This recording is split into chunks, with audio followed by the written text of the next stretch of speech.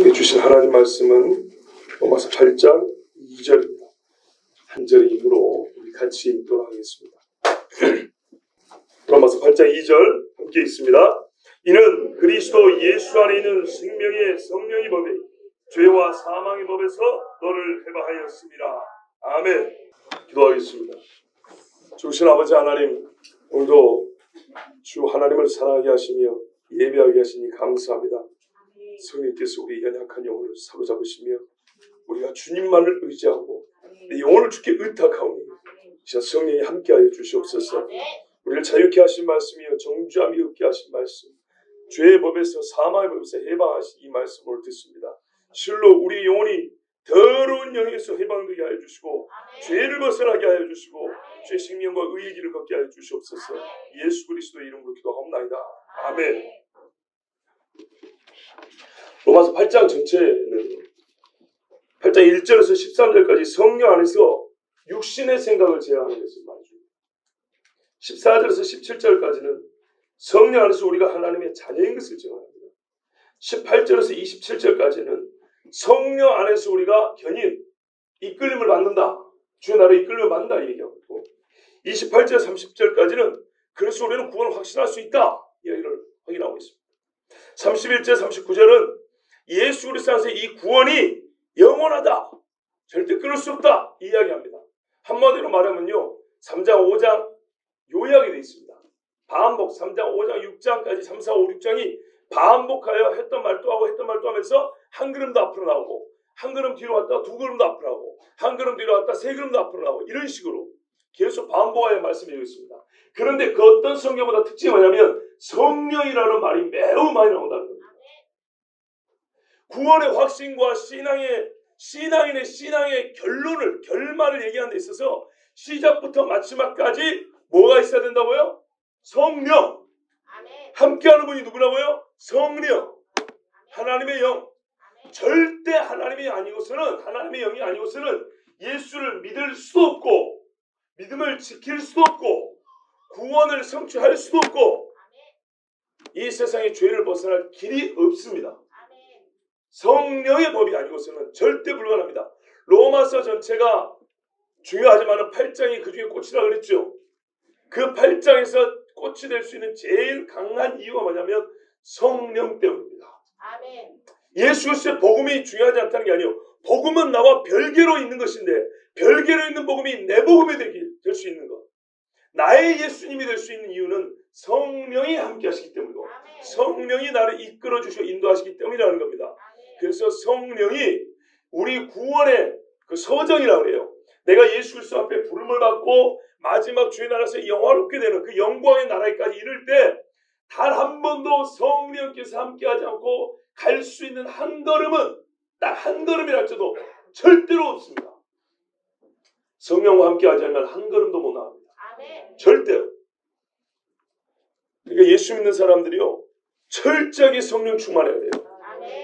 성령 충만하면 우리 오해하지 마세요. 무슨 몇 가지 은사가 그 징후로 나타난다. 그런 거 아니에요. 그건 성령 충만의 일부분이에요. 일부분. 강력한 증거지만 그게 다 아니에요. 성경에는요. 성령이 충만으로 은사만 아니고요. 능력 행함도 나타났고요. 무엇보다도 모든 그리스도의 삶의 거룩함이 나타났어요. 하나님을 사랑하게 되어 있고요. 하나님 말씀을 철저히 의지하게 되어 있고요. 예배를 사모하게 되어 있고요. 하나님을 향해서 주의 말씀을 고난을 당하는 것이 즐거워진다고 했어요. 이게 성령이 충만해요. 말 그대로 예수님 꼭 예수님처럼 닮아간다는 거예요. 그런 삶의 변화가 있을 때 내가 성령의 사람이구나. 내가 지금 구원의 길을 제대로 걸어갔구나. 내 길의 끝은 구원이구나. 흔들리지 않고 확신하며 걸어갈 수 있어요. 왜냐하면 말씀이 그렇게 가르쳐주잖아요. 8장에 성령을 빼놓고 그러면 이해가 안 되고 말이 안 됩니다. 거짓말이가 맙시다. 20몇 번 나옵니다. 로마서 전체 한 장에 이렇게 말하는 데는 없어요. 성경 어디에도 이런 데가 없어요. 사도행전이라 할지라도 성령행전이나 사도행전이라 할지라도 1장 딱 한 장 대 한 장으로 비교해 봤을 때 로마서 8장만큼 성령이 많이 나온 데가 없어요. 그만큼 성령은 예수 그리스도와 연합하여 우리가 구원을 완전하게 이루는데 절대적인 이유가 되고 조건이 됩니다. 물론 그렇다고 어떤 프로그램이 아닙니다. 성령은 어떤 도구가 아닙니다. 인격이십니다. 하나님의 영이십니다. 하나님의 영이 우리와 함께 한다는 것, 그것이 구원의 절대적이라는 이야기입니다. 자, 그러므로 성경에서 최고의 성령장은 로마서 8장입니다. 로마서 8장 중에 우리가 1절부터 13절 읽어 한꺼번에 보면 좋지만 지난주에 이어서 오늘 2절을 보았습니다. 1절에서 13절이 뭐라고요? 육신의 생각을 제한한다 그랬죠. 왜 육신의 생각을 제한합니까? 육신의 생각이라는 것은 다르게 말하면 육신의 법을 따른다는 것이죠. 우리의 생각이 육신의 법 안에 사로잡혀 있다는 거 아닙니까? 모든 의로운 일과 죄의 행동은 속에서부터 나오잖아요. 이것을 고민했던 게 7장 14절에서 25절 아닙니까? 즉 7장 14절에서 25절에 종결이면서 답이 8장 1절에서 13절이에요. 13절까지가 그 답이에요. 이거를 풀어서 말하면, 정리해서 간단히 말하면 김동수라는 신학자가 잘 정리를 해놔서 제가 그분의 말을 따옵니다. 8장 13절에서 1절에서 13절은 7장 14절에서 25절의 종결인데 요약하면 이렇습니다. 그리스도인들은 마음으로 하나님의 법을 즐거워하고 그 뜻에 순종하기 원하지만 그 육신에 거하는 죄가 율법을 교두보로 삼아서, 율법을 빌미로 삼아서 우리의 마음의 법과 싸워 그 죄의 법 아래로 우리를 사로잡아온 것을 볼 수 있습니다. 이러한 상황에서 우리가 가진 기쁜 소식은 죄의 법 아래서 우리가 종노라고 있잖아요. 사로잡아 가잖아요. 이러한 사람의 기쁜 소식은 예수 안에 있는 자에는 결코 정죄함이 없다는 것이며 예수 그리스도 안에 있는 생명의 섭리의 법이 우리를 죄와 사망의 법에서 해방하였다는 사실입니다. 다시 말해서 그리스도인들은 죄와 사망의 법 아래 살고 있지 않습니다. 그러나 우리가 육신에 거하는 죄는, 우리 육신에 거하는 죄는 자꾸 우리를 그 법 아래로 사로잡아 오려고 시도합니다. 이때 그리스도인들은 예수께서 육신을 입고 오사 그 육신에, 우리가 똑같은 육신이잖아요. 우리가 육신이 있기 때문에 죄가 계속 죄를 짓게 하는 것인데요. 자기 육신의 죄를 모두 뒤집어 쓰시고 돌아가셨고 부활하셨기 때문에 예수 안에 바로 그 죄로 정죄를 당하고 죽은 예수가 부활해 버렸잖아요. 그 죽은 예수와 함께 죽고 살아난 예수와 함께 산, 꼭 예수와 연합한 나는 예수께서 얻으신 그 영적인 효력, 영적인 영광을 우리가 그대로 얻을 거 아닙니까? 예수 안에 있는 우리는 그 육신에 관한 죄를 이길 힘도 지니고 있다는 것을 알아야 한다고 했어요. 봐보세요. 정죄를 당한 그 육신이 부활했다니까요. 우리가 죄를 지으려고 죄로 사로잡아하는 이 육신, 죄로 사로잡으라고 끌고 가는 이 육신이 어떻게 해요? 예수와 함께 지금 이 육신이 내가 사는 지금 이때 죽었으가 아니고 지금 살아있을 때 연합이 됐다니까요. 어떤 예수하고요? 부활한 예수와 연합이 됐다니까요. 무슨 이야기인지 아시겠죠? 아담과 똑같이 죄 지은 육신이에요. 아담과 같은 질적인 육신이라고요. 아담과 같은 질을 가지고 있는 이 육신인데 이제 어떻게 하면 아담과 연합한 게 아니고 죽으시고 그 육신의 죄를 정하시고 부활하신, 죽으시고 부활한 예수와 연합이 됐다고요. 십자가에 달린 예수만이 아니고 6장에 보세요. 로마서 6장에 예수 앞에 세례를 받는 자는 그의 죽으심과 합하여 연합되고 부활과 합하여 연합된 걸 알지 못하느냐. 그죠? 죽으심과 같이 그의 살아나심과 같이 연합해 됐다. 그럼 우리는 지금 최종적으로 누구와 연합한 거예요? 부활한 예수와 연합했다고요. 어떤 상황에서 이 땅에 살 때, 그러니까 죄가 정죄하지 못하고 죄에서 회방됐다는 겁니다. 아시겠죠? 근데 이견호 싸움이에요. 그것은 우리가 마음속에서 죄의 유혹과 싸울 때 육신의 수욕을 쫓지 않고 영의 생각을 쫓는 것으로 가능하다 이랬어요. 이게 이제 로마서 7장 14절에서 25절과 8장 1장 1절에서 13절을 이어서 정리해준 어떤 한 신학자의 이야기입니다. 우리는 이런 결론을 알고 1절에 이어서 2절을 다시 보겠습니다. 1절을 보시면 그러므로 이제 그리스도 예수 안에 자는 결코 정죄함이 없나니, 이 다음에 뭐가 있다고 그랬죠? 이는 그들이 육신을 따르지 아니하고 성령을 쫓는 자들이니라 이렇게 얘기했죠. 그리고 거기에 대해서 생길 수 있는 오해를 지난주에 풀어드렸습니다. 오늘 2절을 보시면 이는 그리스도 예수 안에 있는 생명의 섭리의 법이 죄와 사망의 법에서 너를 해방하였습니다. 아멘. 1절의 핵심은 예수 그리스도 안에서 결코 정죄함이 없다는 것입니다. 예수 안에서요. 그리스도라고 불리는 그 예수 안에서 죽었고 살았기 때문에 정죄가 없는 거예요. 다시 죽지 않아요. 6장이 말하는 그대로 예수와 연합된 겁니다. 부활한 예수와 연합됐습니다. 더 이상 정죄받을 일이 없습니다. 자, 그러면 누가 정죄를 받습니까? 본래 누가 정죄를 받습니까? 하나님의 의에 부합되지 못한 사람이 정죄를 받습니다. 죄잖아요. 죄. 의롭지 않은 것에 대한 판단이 정죄잖아요. 근데 우리가 왜 정죄를 안 받아요? 의롭다 이름을 받았으니까 이제 정죄를 안 받는 거예요.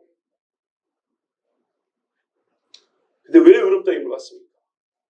죽으시고 부활한 예수가 연합됐으니까 제발 이거를 변하지 않고 여러분 알고 계셔야 됩니다. 흔들리지 않고 믿어야 됩니다. 자, 그렇지만 우리가 예수 안에서 의로워져 가지고 정죄할 거리가 없긴 하지만 발 씻을 필요도 없다는 얘기는 아닙니다. 그러니까 우리가 살면서 발 씻을 일은 생겨요. 그런데 무슨 말이냐면 이 발 씻을 일이 생겼다 해서 나 지옥 가는 거 아니야? 이러지 마라 그 말이에요. 최종적으로 그 발 아니 몸을 목욕을 시켜준 예수님이라니까요. 그러니까 그 발 씻는 건 문제가 안 된다 이런 말이에요. 지금 얘기하는 건요. 내가 목욕을 안 했어 지금 걱정이라 이야기가 아니고 이미 목욕 환자인데 발이 자꾸 더러워지더라 이 말이에요. 바울이 고민하는 거는. 근데 이것 때문에 어느 정도로 고민이 되냐면 내가 목욕도 안 한 거 아닌가? 이런 고민이 되더라는 거예요. 그래서 우리 하나님이 쉽게 말하면 뭐예요? 너 목욕한 놈이야. 걱정할 필요 없어. 이 증거를 어떻게 보여줘요? 발도 씻어주면서 이제 발을 더럽힐 일도 없게 하시면서 이게 2절이에요. 아시겠죠? 1절에 정죄함이 없다는 것을 어떻게 확신하냐? 어떻게 이렇게 단호하게 선포할 수 있냐? 2절 때문이라는 거예요. 이는 왜냐하면 이런 말이에요. 왜냐하면 그리스도 예수 안에서 생명의 성리법이 죄와 사망에서 너를 해방하였습니다. 이 둘은요 분리될 수가 없어요.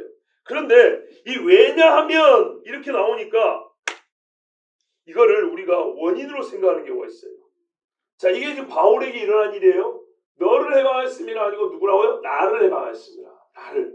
그리고 사실 너도 돼요. 나도 되고 니도 되고 우리의 이건 보편적인 이야기예요. 바울뿐만 아니라 모든 사람에게. 우리 이게 무슨 말입니까는 우리가 죄와 사망에서 해방되어 사는 모습을 보니까 내가 정죄를 안 받게 되었다.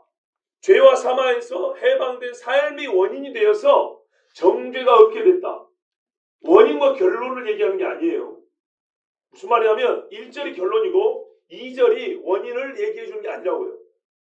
1절이 결론이고요. 2절은 증거를 얘기해 주는 거예요. 자, 봐보세요. 다시 말씀드립니다. 2절은 이는 해방하였음에도 영어로 for's 한다. because 이렇게 시작한다고요. 왜냐하면 이렇게요. 내가 정죄함이 없다. 왜냐하면 우리 보통 이유라고 생각하잖아요. 왜 그렇게 얘기하는데 그리스도 예수 안에서 생명의 성리법이 죄와 사망의 법에서 나를 해방하였기 때문이야. 이것이 원인이야. 이렇게 말하죠. 틀린 말은 아니에요. 그런데 지금 말하고 싶은 거는요. 이 죄와 사망에서 해방이 되었다는 말은 어떤 영적인 세계에서 일어난 신분의 변화를 얘기하는 게 아니고 진짜 7장에서 고민한 죄의 법이 내 마음의 법과 싸워서 나를 자꾸 죄의 법을 끌고 가더라. 요 이야기에 대한 해방을 얘기하고 있거든요. 삶에서 자꾸 발 씻을 일이 생겨서 내가 너무 괴로운 거예요. 내 받은 구원에 대한 확신이 흔들리는 거예요. 그런데 뭐예요? 이 발 씻을 일마저도 이제 없는 거예요. 발 씻을 일, 더럽힐 일을 죄를 치료할 때 죄의 법이 나를 이 발을 막 끌고 가려 할 때 악을 행하는데 빠른 발로 막 가려고 할 때 성령의 법이 발을 확 잡아서 어디를 가 이놈아 딱 끌어 당기는 거예요. 이런 거를 보니까 내가 정죄함이 없는 거 확실하네 이런 뜻이에요. 간단히 말하면 2절은 원인이 아니고요 증거를 얘기하는 겁니다. 아시겠죠? 원인은 어디에 있습니까? 3절에 있어요. 3절 같이 읽어볼까요? 시작. 율법이 육신으로 말미암아 연약하여 할 수 없는 그것을. 자, 여기서 멈춰보세요. 율법이 연약하여 할 수 없는 게 뭐였어요? 우리 7장에 보시면 22절 23절은 뭐예요? 내가 마음으로는 하나님의 법을 따르는데 내 마음의 법이 하나 있다고 그랬잖아요. 그죠? 율법, 최소한 율법을 지키려고 하는데 한 다른 법이 그 자체가 죄의 법인데 진짜로 죄에 올가면은 죄의 법을 따르게 하더라. 이것이 문제였죠. 율법이 그 죄의 법이 이겨요, 못 이겨요? 못 이겼다 그랬죠. 말 그대로예요. 율법은 의롭지만 예수님을 지시해주지만 예수님으로 통하여 할 수 있는 그 일을 못하는 거예요. 그 7장의 고민이에요. 이게 지금 3절 7장의 고민. 율법이 육신으로 말미암아 연약하여 할 수 없는 그것을 하나님은 하시나니 곧 죄로 말미암아 자기 아들을 죄 있는 육신의 모양으로 보내어 육신의 죄를 정하사 육신을 따르지 않고 그 영을 따라 행하는 우리에게 율법의 요구가 이루어지게 하려 하십니다. 하나님의 의의 요구는 변하지 않아요. 율법에만 당하는 의의 요구예요. 즉 무슨 말이냐면 죄인이 의인된 것뿐만 아니라 실제로 의롭게 사는 거예요. 여러분, 어떤 목사님이 탄식을 하면서 외친 게 있었어요. 우리가 아는 성경 지식 때문에 오히려 망하는 수가 있다고. 이게 무슨 말이냐면 교단 중심의 성경 지식이에요. 장로교 출신, 장로교 중에도 통합 출신, 보수 교단 출신 주로, 아니면 자유주의 출신, 심리학교 출신, 성결교 출신, 순복음 출신, 각기 강조점이 달라요. 틀린 건 아닌데 그 강조점들이 다 이유가 있던 거예요. 너무 한쪽으로 치우치니까 반대로 아니다, 이것도 중요하다, 이래서 나온 건데 시간이 흐르면서 그 교단에는 그거 중심이에요. 무슨 말이냐면요, 성경에는 엄밀히 말하면 오직 믿음이란 말이 없어요. 오직이란 말이 없다고. 번역이 그리 된 거예요. 원문에 없어요. 그 왜 오직이라고 그랬냐? 그분의 추정을 해요. 이거 복음주의자가 번역해서 그렇다. 무슨 말인지 아시겠어요? 의인은 믿음으로 말미암아 살라 이래야 되는데 어디다가 오직을 넣어놓는 경우에는 왜 그러냐면 당시 로마 카톨릭과 싸우는 중이다 보니까 강조를 했단 말이에요. 근데 그 신학 사상이 그대로 있어서 나중에 번역할 때도 그거를 그렇게 집어넣는 거예요. 이게 문제라는 거예요. 그래서 우리가 아는 신학 사상과 우리가 아는 교단에서 배운 성경 지식이 우리를 망해할 수 있다는 거예요. 그런 이유가 꽤 많습니다. 그러면서 이분이 내가 각 교단을 망라하고 모든 교파를 불문하고 보니까 다 하나씩은 중요하고, 즉 하나는 잘 말했고 하나는 틀리게 말했다. 그래서 결론적으로 성경을 보니까 구원 얻는 성도는 누구냐니까 이렇게 되어 있더라. 회개의 믿음, 물세례, 성령세례 이렇게 되어 있더라. 이분의 결론이었어요. 벌써 여기서 우리는 좀 아리까리하잖아요. 세례가 중요하나? 근데 성경은 그렇게 되어 있는 게 맞아요. 피치 못한 사정에 있어서 우리가 세례 못 받고 죽을 수는 있어요. 그러나요, 정상적인 상황에서 신앙을 똑바로 예수를 믿는 사람 같으면요, 반드시 세례를 받아야 되고요. 반드시 그 삶에 성령의 능력이 나타나야 합니다. 아멘. 믿는 자에게는 이런 표적이 따르는 게 있어요. 아멘. 이게 하나의 공식이에요. 근데 어느 교단에서 순복음에서는 뒤에 걸 강조해요. 성령을 강조하죠. 개신교 정통 개혁교에서는 믿음을 강조하죠. 성결교 쪽에서는 성화를 강조하죠. 근데 이게 다 중요한 거예요, 사실은. 다. 근데 자기 교단의 교파 입장에 따라 한쪽을 강조하는 거예요. 그래서 그것만이 또한 신앙의 증거예요, 구원의 증거라고 하는 오류를 범하는데, 실제로는 그것들을 다 모아는 무조건 모으는 게 아니고 그 중에 진짜 핵심은 성경에 보니까 나중에 기회가 되면 이거 성경을 찾아드리는데요, 회개의 믿음, 물세례, 생명세례 이렇게 돼 있더라. 이야기를 하는데요, 맞더라고요. 맞아요. 무슨 말씀 드려야 하냐? 우리가 3절도 마찬가지예요. 이거는 우리가 죄인이었는데 예수로 말미암아 이제 의롭다함을 얻었구나, 법정적 선언에서 의롭다함을 얻은 거, 그 이야기 아닌가? 그렇게만 생각하면 안 된다고요. 믿음은 처음부터 영적인 정체성이 변화되는 것만 믿음의 할 일이라고 말하지 않아요. 예수 그리스도의 죽으심 그것만이 아니에요. 죄인이 의인이 되어서 의인이 되었으니까 의롭게 사는 것까지, 이게 복음이고요, 이게 믿음이에요. 아멘. 여러분 진짜 생각을 한번 해보세요. 내가 믿는데 속에서만 뭔가 하나 들어있고 삶에서 손끝 발끝에서 하나의 증거가 나타나요. 그걸 어떻게 믿음이라고 볼 수 있겠어요? 증거로 믿느냐 원인으로 믿느냐의 차이는요, 이렇게 다릅니다. 무슨 말이냐면 의로워졌기 때문에 담대히 죄와 싸우느냐, 아니면 두려움에 가득 차서 의로워지기 위해서 싸우느냐. 무슨 말이냐면요, 우리가 이미 정죄를 벗어났잖아요. 이게 확신이에요. 그리고 2절 뭐예요? 내가 이제 죄로 자꾸 끌고 가는 죄의 법을, 성령의 법이 나를 해방해가지고 죄의 법을 이기는 것 보니까 내가 이 정죄받은 게, 정죄에서 벗어나는 게 확실하네. 그건 무슨 일이에요? 앞으로 혹시 죄의 유혹이 있더라도 나는 이미 이긴 사람이야. 정죄가 끝난 사람이야. 까불지 마. 이러면서 싸워 나올 수 있다 이 말입니다. 그런데 그렇지 않냐고 2절이 원인이 되어버리면 일상의 삶에서 내가 죄를 한번 이기면 나는 구원 받았구나, 한 번쯤엔 아이고 구원 못 받았구나, 이렇게 된다고요. 불안해서 한다고요. 아시겠죠? 2절은 어떤 이야기를 하고 있다고요? 7장을 받은 거라고요. 다시 정리할게요. 왜 2절 이렇게 해석하냐? 7장에서 예수를 믿은 그리스도인인 바울이 복음을 전하고 살면서 내가 법정적으로는 의롭게 여김을 받는 걸 알았어요. 예, 너는 의인이라고 선언을 딱 받았는데 실제 삶을 보니까 죄의 법에 나 같은 바울 사도도 끌려가더라 이 말이에요. 이게 오라 공부한 사람이로다. 이 사마 교수 누가 나를 이 썩을 육신을 갖고 너하는 죄를 못 이긴다는 거예요. 어쩌면 전혀 이렇게 고민하고 있었다 이 말입니다. 이것까지 포함해서 8장이 자유를 선포하고 정죄감이 없다 선포했단 말이죠. 그럼 무슨 말이에요? 법정적으로 의롭다함을 인정받은 것뿐만 아니라 실제 삶에서 죄의 법이 내 육신을 끌고 가지 못하는 것을 내가 확신했다 이 말이에요. 왜요?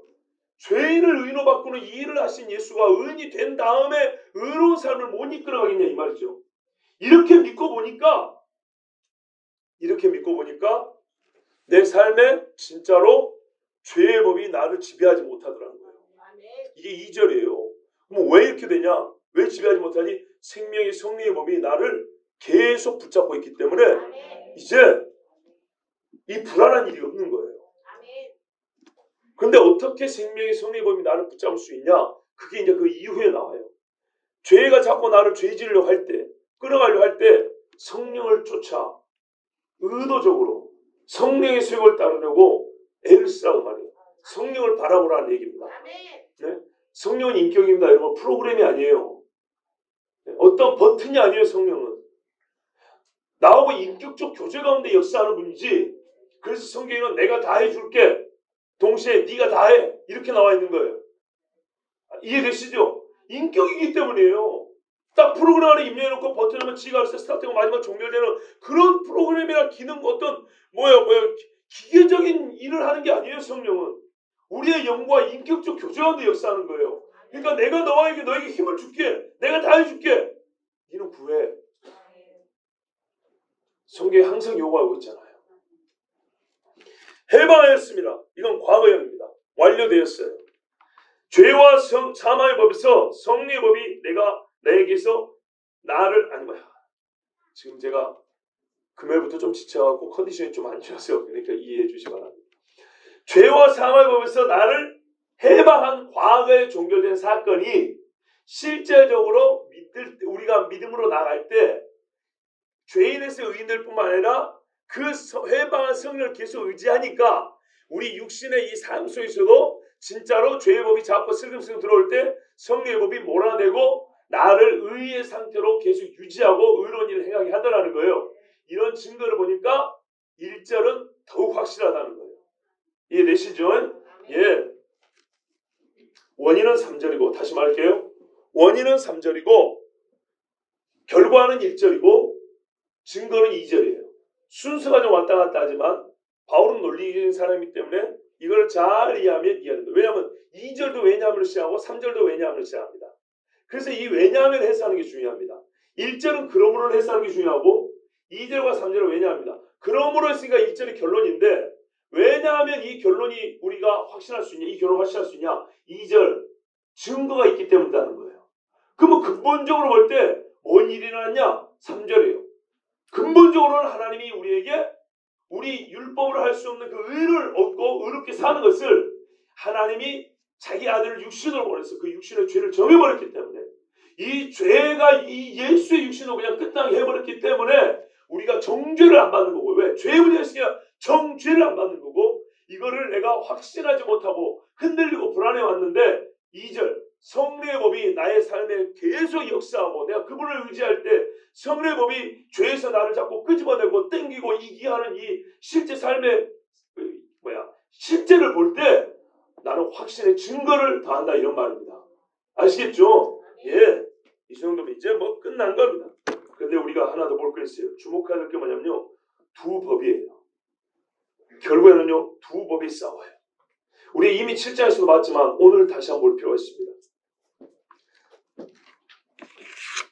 양자를 동일하게 법이라고 했다는 것은 생명의 성리의 법과 죄와 사망의 법이 동일한 힘과 권능을 가진다는 것은 아니에요. 힘과 권능은 성령의 법이 더 세요. 그런데요. 법으로서의 힘과 권세, 즉 충분히 어느 법이든 사람을 지배할 수 있다는 것. 그 성질에 있어서는 동일하다는 거예요. 법으로 사람이 역사한다는 거예요. 권면 아니에요. 아시겠죠? 우리에게 어떤 이렇게 사정하는 것 이런 거 아니에요. 죄와 사망도 법으로 역사하고요. 생명과 성령도 법으로 역사해요. 우리가 거부한다고 될 문제가 아니고요. 우리가 이겨보겠다고 해서 될 문제가 아니에요. 아시겠죠? 둘 다 법의 성질을 가지고 사람에게 역사합니다. 해방하였습니다. 그러니까 우리가 해방되기 전에는 죄와 사망의 지배를 받고 있고요. 아무리 벗어나려도 벗어나지 못했다는 것입니다. 여러분 참 중요합니다. 죄와 사망의 법. 이 죄와 사망의 법은 힘이요 원리요 권세인데 육체를 도구 삼아 율법을 빌미 삼아 끊임없이 나를 사로잡아 죄에 빠져 정죄받게 했어요. 그래서 내 영혼을 사로잡아서 하나님의 심판자 앞에 고소장과 함께 던진 게 죄와 사망의 법이에요. 얼마나 이게 사약한 힘을 발휘하는지 우리가 대충 넘기면 안 됩니다. 여러분 여기서 우리에게 귀한 체험이 있었습니다. 지난 금요일 날 여기 계신 분의 3분의 2 정도는 금요 기도에 나오셨어요. 금요 기도에 한 자매가 와가지고 같이 예배했습니다. 우리 유전수사님 신학교 후배인데요. 이제 그날 보신 분도 있지만 이 집의 이야기를 좀 아셔야 됩니다. 할머니가 무당이었습니다. 어머니도 점을 칩니다. 그래서 이 어머니가 신학교 다니는 딸을 휴학을 시켰습니다. 신학교 다니면 채플 있지, 믿는 사람도 있지, 성경 배우지, 이럴 안 되겠다. 다 끊어버리게 하려고 휴학을 시켰습니다. 그리고 이번 가을에 네가 신내림을 받아야 된다. 이렇게 해가지고 딸을 할머니, 돌아가신 할머니와 같이 무당 만들라고 작전하고 있었습니다. 지금 애가 그런 상황이었어요. 그런데 얘가 예수 믿는 믿음은 있어요. 근데 귀신이 자꾸 사로잡히는 거예요. 이기고 싶어요. 이길 힘이 없어요. 결정적인 이유는 집에 아무도 믿는 사람이 없고 본인의 영적 힘도 약하지만 집에서 기도할 사람도 없고 무당집이에요. 또 다니는 교회가 전혀 영적 힘이 없었기 때문입니다. 그 교회는 주일에 한 번 예배드립니다. 그 교회 목사님은 이 딸이 와서 상담했을 때 네 몸이 약해서 그런다고 운동을 하라고 그랬습니다. 그게 될 일입니까? 예전에 교회에서 가끔 기도하다 그런 일이 벌어지면 어떻게 되는지 아십니까? 전도사님들과 목사님들이 조용히 데리고 밖으로 나갑니다. 달랩니다. 예비씨 이거 좀 조용히 좀 해줘. 이럽니다. 여러분 귀신이 나 여기 있어 하고 말을 하는데도 달랩니다. 성경적입니까? 완전 비성경적입니다. 근데 왜 그렇게 하는지 아십니까? 무서우니까요. 귀신을 무서워하니까요. 왜 무서워할까요? 생명의 성리법에 완전히 사로잡히지 못하고 경건의 능력이 없으니까 무서운 겁니다. 무서우면요 귀신한테 완전히 휘둘리고 갖고 놉니다. 귀신이. 금요일 밤에 제가 우리 교회에 참 감사하고 하나님께 너무 감사했던 이유, 예전에 한 교회에서 어떤 청년이 저한테 대들었어요. 아주 사악한 귀신이 됐어요. 욕을 얼마나 무지막지 하는지 욕으로 사람 영혼을 찢어버리는, 예? 권사님이고 너 여자 집사님이고 장로님이고 소용없어요. 아 씨발 내가 좋겠다. 너는 지옥 불교에서 나와서 좋겠다. 이거는 제가 지금 10분의 1 정도로 흉내를 낸 겁니다. 이 욕을 들으면요 여성들은 그 자리에서 주저앉아 울어버립니다. 아주 그냥 영혼을 그냥 자근자근 씹어먹는 욕을 하는데요 무지막지합니다. 지옥에서 택배 받은 욕과 같아요. 진짜로 그 정도 욕이에요. 제가 남도 사람이기 때문에 욕이 좀 심한 놈에서 컸잖아요. 비교가 안 돼요. 그 욕. 지옥의 욕이에요. 완전. 영혼들이 그 자리에서 듣는 순간 주저앉아버린다니까요. 그 욕 한마디에 그렇게 무지막지해요. 화장도요 애가 막 이렇게 막 이상히 갖고 와요. 꾸민다고 해봐야 무질서예요. 온몸이 무질서예요. 그리고 요새 얼굴도 눈도 까매갖고 여자애가. 그런데 평상시에는 가만히 있다가 설교 시간에 얘가 한 번씩 비틀비틀해요. 근데 어느 날 예배 끝나고 청년들 인사하는데 얘가 갑자기 눈이 확 변해요. 제가 흉내도 못 내지. 눈깔이 확 뒤집어지더니 야 내가 만만하게 보여? 저한테 그래요. 나이도 어린 것이. 그런데 제가 뭐라 그랬을까요? 진짜 하나님이 순발력을 주셔가지고 너는 내가 만만하게 보이냐? 그대로 맞받아쳤어요. 그리고 내가 하나님의 종이야. 만만하게 보여? 네 눈에는 내가 만만하게 보여? 이 새끼가. 그랬더니 한 걸음 한 걸음 뒤로 물러서더라고요. 그러더니 얘가 한마디 하고 갔어요. 뭐 목사하고 다야? 참 기뻤어요. 얘 눈에 내가 목사로 보이는구나. 안 보이면 어쩔까요? 내가 예수도 알고 바울도 아는데 니는 뭐이고 뺨을 자르는다. 그 뺨 맞을까봐 살살 달래는 겁니다. 수백 명 교회 다녀봐야 아무짝에 쓸모가 없어요. 얼마나 창피합니까? 잘 봐보세요. 얼마나 창피합니까? 근데 그날 거기 있는 옆에 있는 사람들에게 우리 같이 기도합시다 하고 싶었어요. 드러났으니까. 드러났을 때 조져버려야지. 근데 말이죠. 기도합시다 할 때 아무도 기도하러 올 사람이 없는 것 같아서 말을 못했어요. 얼마나 슬펐는지 모릅니다. 교회에서 말이죠. 우리 영혼에서 기도합시다 외쳤을 때 기도하러 달라붙은 사람이 없을 것 같아서 말을 못했다니까요. 혼자 하면 어떻게 해요? 누가 카메라로 찍어가지고 인터넷에 올리거나 뭐 방송에 하나 나오면 아무것도 아닌데 나 이상한 사람 되죠. 오케이 못합니다. 더러운 놈 세상이 돼가지고 네? 그 영혼 살리려고 했는 것도 영적인 안목이 없는 사람들 눈에는 아주 요상한 의술 행위로 보이는 거죠. 그런데 제가 감사했던 게 그거였어요. 금요일날 기도합시다 하는데 제가 하나의 거리낌과 불안이 없었어요. 다 기도해 줄 것 같았어요. 같이 기도했잖아요. 그리고 얘가 많이 좋아졌어요. 여러분 가시고 난 다음에 12시 반까지 기도한 거 모르시죠? 걔가 한 번 쓰러진 건 쇼였고요. 두 번째도 거의 쇼였어요. 그리고 다 가시고 난 다음에 여러분 가시고 난 게 11시 10분이었어요. 그리고 여기서 잠깐 몇 사람 남아서 그냥 일어날 때가 기도하고 있다가 일어났는데 가만 보니까 아직 아니네. 사람 수가 훨씬 적지. 한 5명 정도밖에 없었어요. 그러나 기도하자! 했더니 야 우리 성호 형균이까지 남아가지고 얼마나 기도 열심히 했는지 몰라요. 기도한 본인들이 믿음이 좋아집니다. 근데 겁먹으면은요 귀신이 장난칩니다. 담대해야 돼 무조건. 가지고 다시 5명 기도하는데 좀 있다가 사람이 늘었어요. 가시던 우리 전도사님하고 김주환 전도사님은 임장로님 다시 오셨고 유전도사님 남편 전도사님도 오셨고 막 그래가지고 또 막 겹치 기도했어요. 그리고 우리 금요 기도회 때 한 2번 기도했죠. 그렇게 3번 기도했어요. 3번. 예, 12시 반 됐어요. 온몸이 땀으로 그냥 목욕을 한 것 같은데요. 이 자매가 그때 귀신이 나갔어요. 제법 많이 나갔어요. 또 독한 집안이 돼가지고 그런데 다는 안 나왔어요. 다는 안 나고 일부 남아있는 상태에서 이 집으로 보냈어요. 그걸 어떻게 하냐? 어떻게 그렇게 정확히 아십니까? 나중에 본인 이야기 들어보세요. 거짓말인가? 본인이 압니다. 본인 몸의 변화를 본인이 압니다. 그리고 하나님께서 증거를 딱 보여줍니다. 예?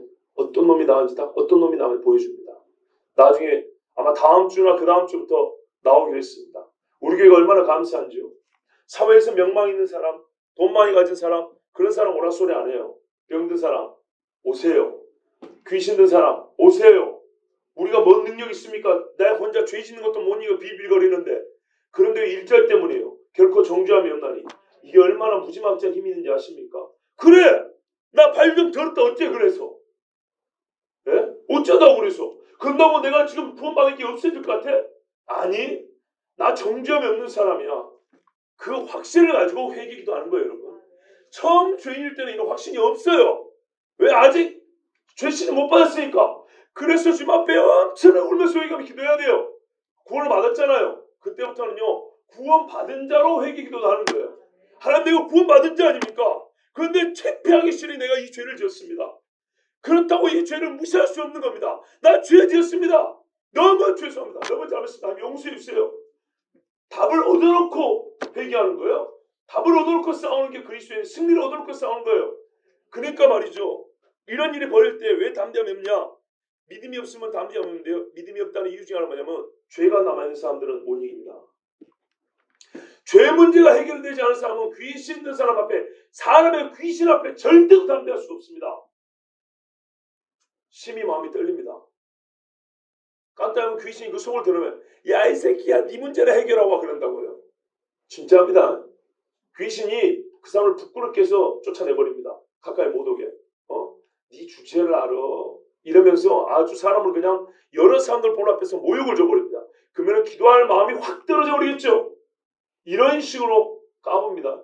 그런데 확신을 가지고 믿음을 가지고 담대히 가면은 귀신이 꼼짝을 못합니다. 그날도 기도하는데 우리가 기도하는 소리 때문에 잘 안 들리는데 어떤 분이 돼요. 제가 들으면 아파 그리고 뭐 하지마 괴로워하는 거예요. 예? 영적인 세계에서는 엄청나게 고통스러운 거거든요. 여러분, 걔 제가 돈 주고 사와가지고 쇼를 한 거 아닙니다. 예? 가끔 저 한 목사가 그날 아마 돈 주고 시켰을 거야. 연기를 제법 잘하던데. 그러면 정 그렇게 의심되는 분은 1대1로 붙여줄게요. 아 진짜로. 유전도사님 다음 주 온다 그랬죠. 그죠? 그래 의심되는 분들은 1대1로 붙여줄게 한번 확인해 보세요. 쇼한 건지 진짜인지. 그래서 둘이서 한 10분만 같이 기도해 보세요. 그래 이상한 소리 하지 마세요. 제가 뭐 한다고 사람을 불러다 쇼를 시킵니까? 힘들어 죽겠더만. 예? 쇼는요 쇼로 끝낼 수 있지만 너무 힘든 이야기예요. 정말로 진입하기 힘들어요. 내가 쇼했으면 여러분 간 다음에 돈 주고 보내면 되지. 미쳤다고 1시간 20분을 또 기도하냐고요. 여러분 생명의 성령의 법이 아니면요 죄와 사망의 법에서 절대로 해방을 못 받습니다. 죄는요 우리가 말을 똑바로 해야 돼요. 사람이 죽으면 뭐라고 말하는지 아십니까? 사인이 뭐예요? 물어봅니다. 아 폐암이래 위암이래 뭐 여러 가지 병명을 말합니다.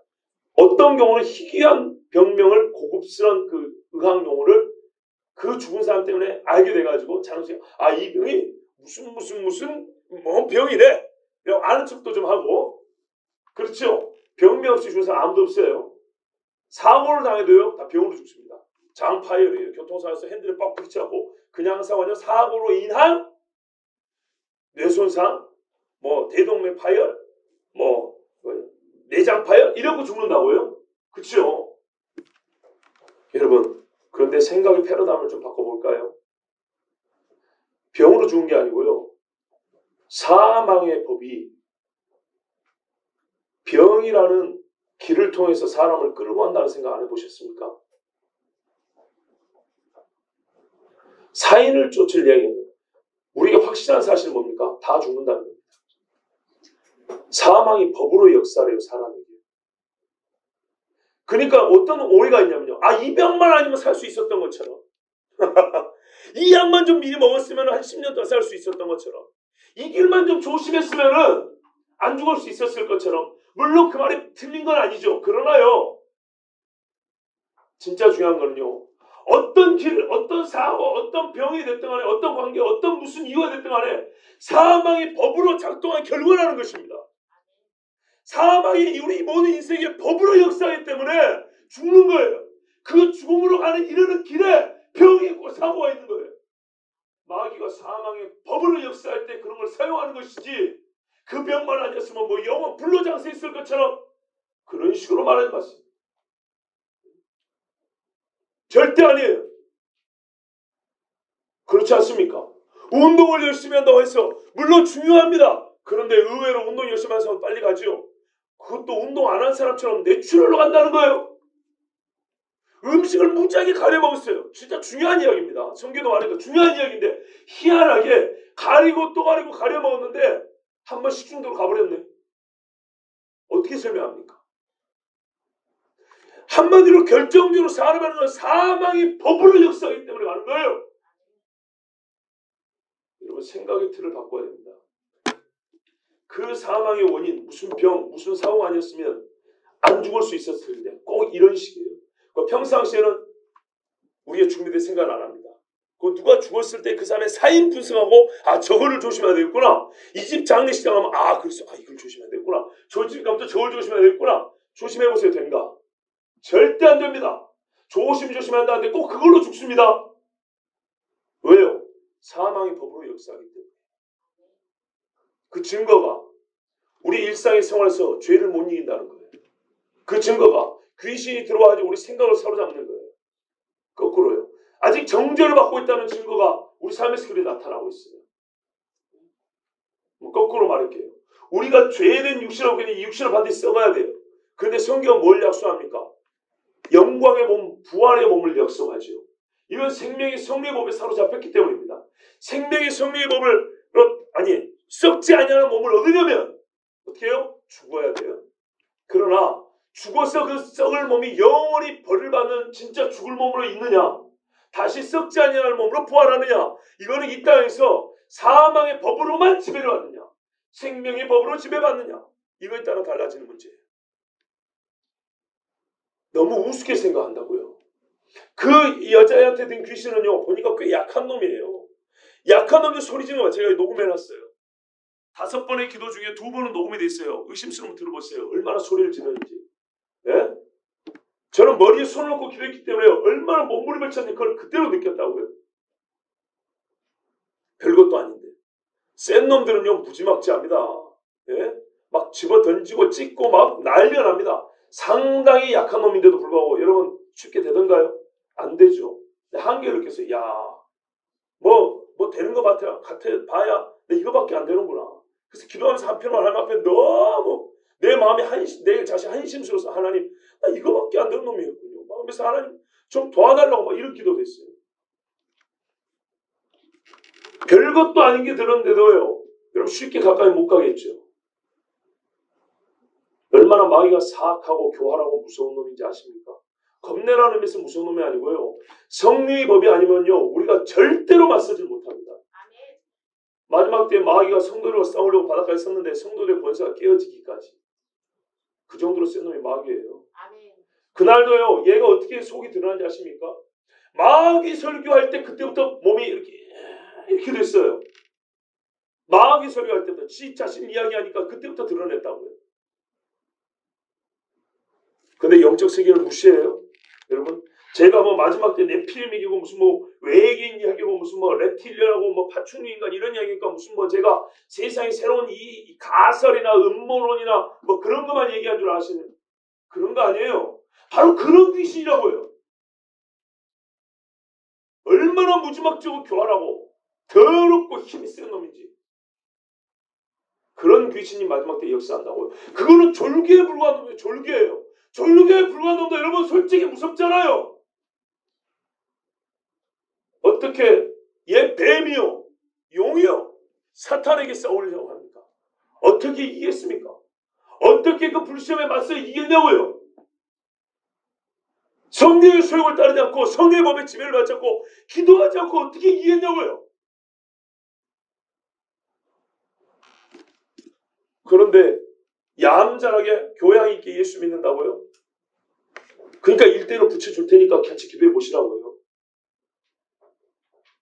그럼 그렇게 예수 믿는 거 아니에요. 바울이 지금 얼마나 처절하게 외쳤습니까? 얼마나 처절하게 탄식했습니까?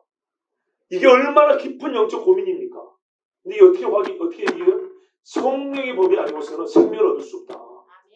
죄의 결과는 사망이거든요. 모든 사람이 죄를 졌기 때문에 사망의 법으로 역사한다고요. 그죠? 성령의 법으로 역사하는 사람이 생명을 얻을 수 있다고 했어요. 그런데 이 생명의 법인 성령의 법에 사로잡히려고, 그 성령의 법 안에 살려고 우리는요 말씀을 보지도 않고 기도하지도 않아요. 제가 상당히 나름대로 논리적인 설교문을 준비해왔는데, 제가 오늘 진짜 뭐 그런 이야기가 아니고 제가 좀 앞뒤가 좀 안 맞게 들릴지라도 여러분 가려 들으세요. 그냥 이거는 그냥 제 심정이에요. 제 심장에서 나오는 심정이에요. 기도하세요. 성령이 나를 다스려주세요. 기도하세요. 예? 그 조그만 애 하나 와서 얼마나 우리에게 많은 걸 보여줬습니까?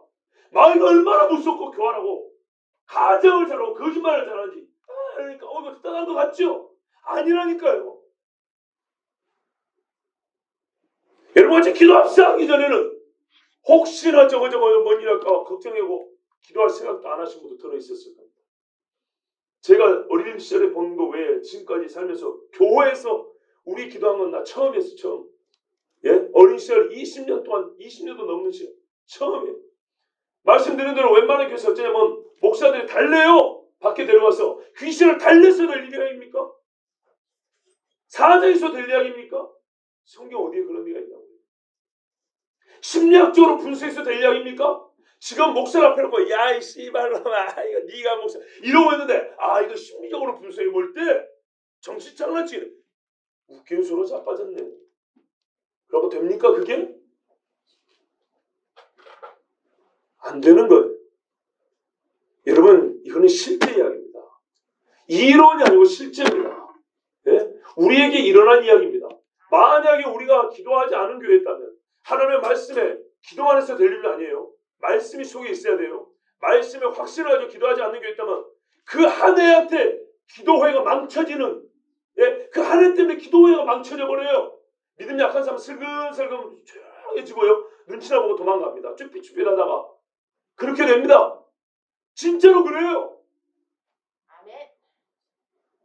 그런데 우스운 것 같지만 우리가 그래도 다른 교회는 여름에 휴가라고 금요기도회 안 할 때 우리는 계속 했잖아요. 그죠? 낮 예배도 1시간 반씩 2시간씩 지금 계속 예배 드리고 있잖아요. 설교도 그 소리가 그 소리인데 1시간씩 듣고 있잖아요. 예? 그런데요, 제가 여러분한테 말씀드렸죠. 별거 아닌 거 아니라고요. 별거입니다. 별거라고요. 참 별난 거예요. 귀신도요 꼼짝 못할 정도로 별난 예배를 드리고 있는 거예요. 별난 찬송하고 별난 기도하는 거예요. 우습게 여기지 마세요. 스스로 내가 믿는 예수, 내가 하는 신앙생활 우습게 여기지 마세요.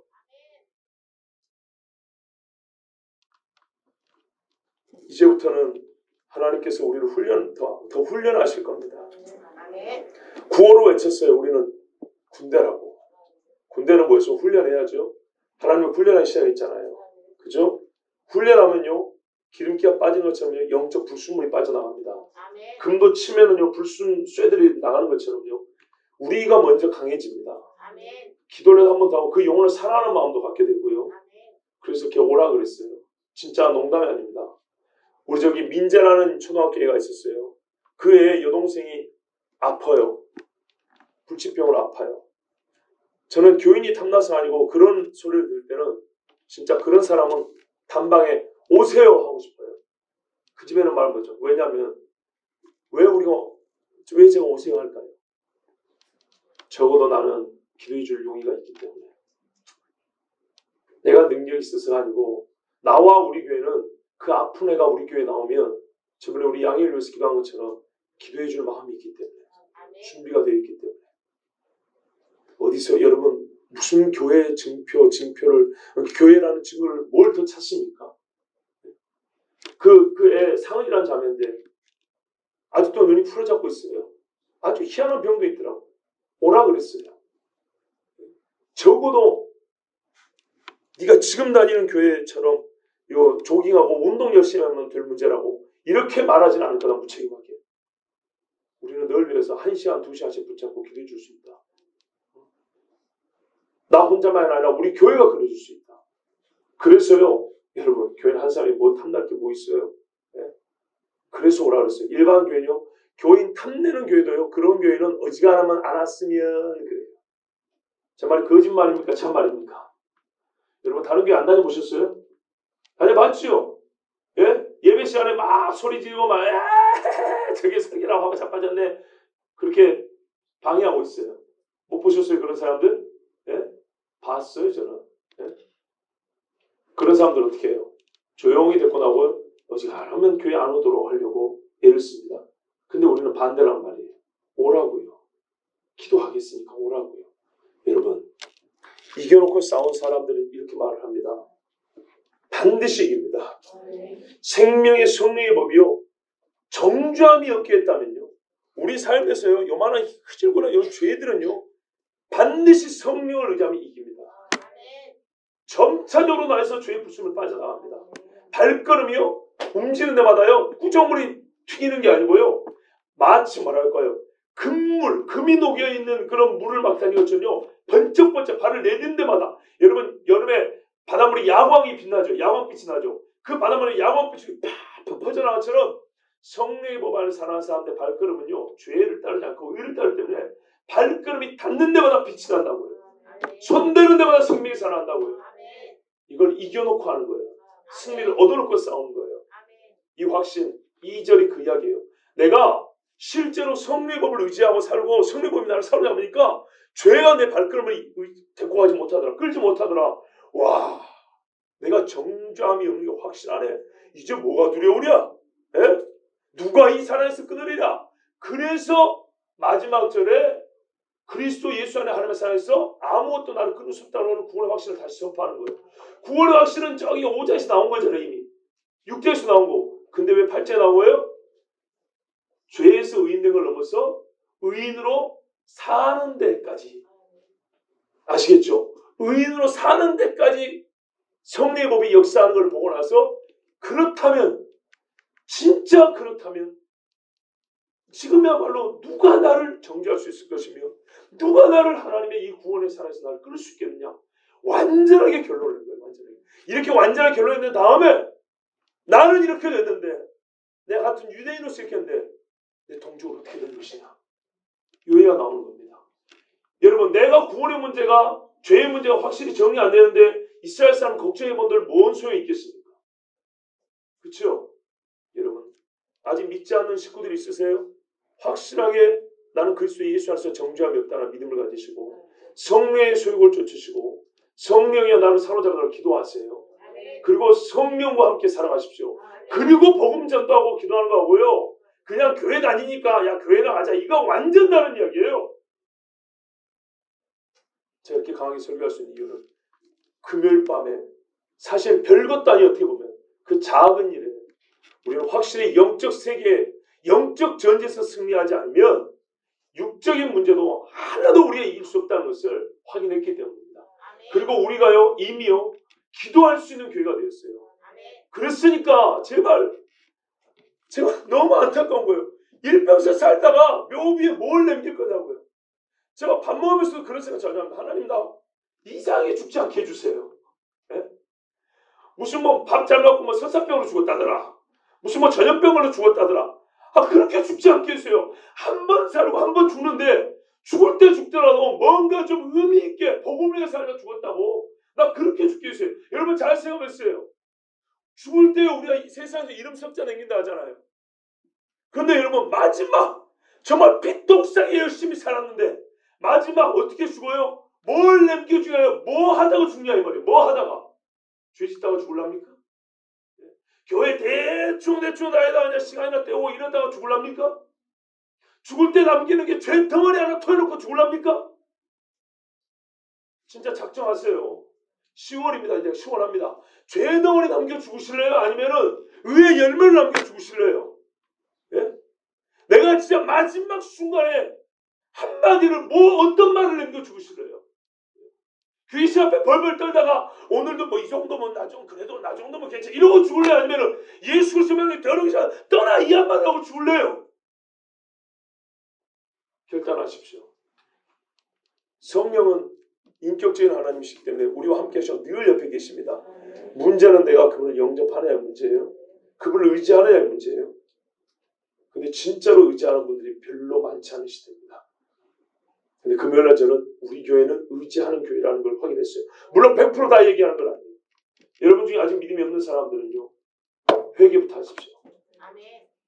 믿음이 있는 분들은 성령과 연합하여 부지런히 기도하십시오. 그리고 더 많은 생명을 얻기 위해서 하나님 앞에 보내달라고 간구하십시오. 영의 병이든 육의 병이든 하나님 보내주셔서 그도 살고 우리도 살게 해주십시오. 진짜 정죄함이 없다는 것이 뭔지, 죄와 사망에서 벗어난 것이 뭔지 우리 교회를 통해서 하나님 보여주십시오. 하나님 영광 받아주십시오. 이렇게 기도하시고, 진짜 이거 이론이 아니고 진짜입니다. 꼭 그래가지고 말로만 마지막 시대 마지막 교회 아니에요. 진짜로 마지막 시대에 그리스도의 증거가 나타나는 교회 되길 축복합니다. 기도하겠습니다.